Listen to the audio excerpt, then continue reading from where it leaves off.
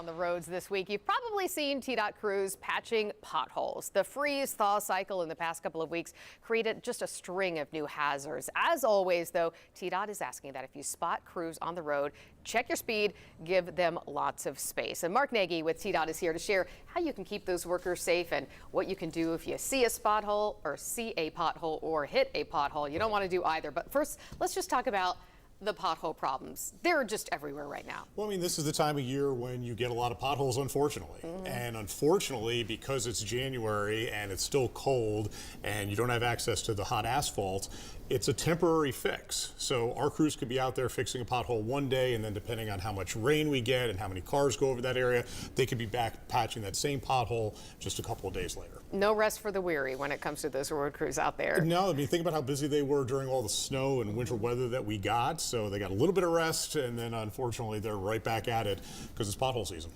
And we have seen a lot of potholes on the actual interstates, and filling those is a little bit different than some of the side streets if there's a problem.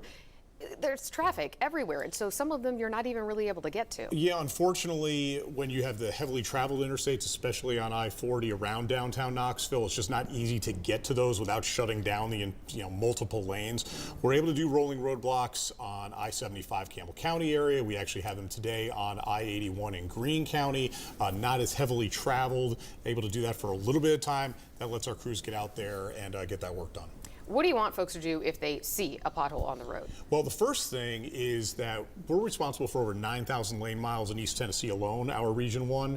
So if people see them, we want them to let us know, because we monitor the roadways, but we don't see everything immediately. So they can give us a call at 1-833-TDOT-FIX, and that pothole will get on the list and they'll get to it just as quick as I can.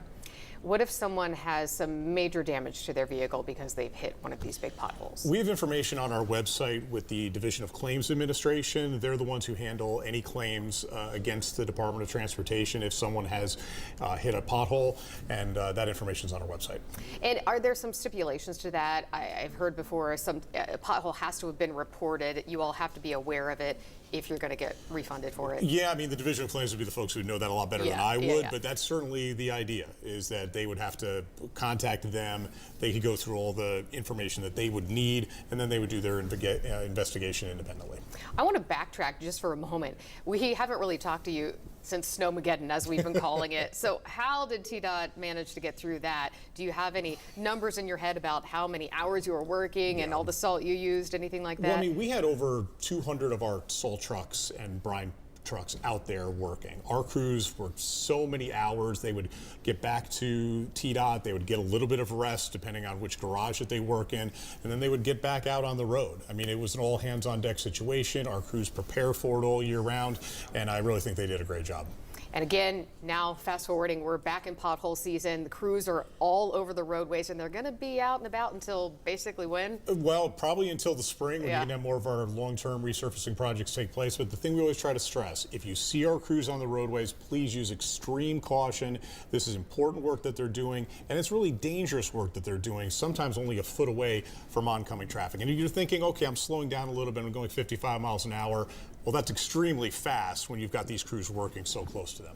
All right, Mark, thanks so much for being with us this afternoon and giving us an update. We appreciate it.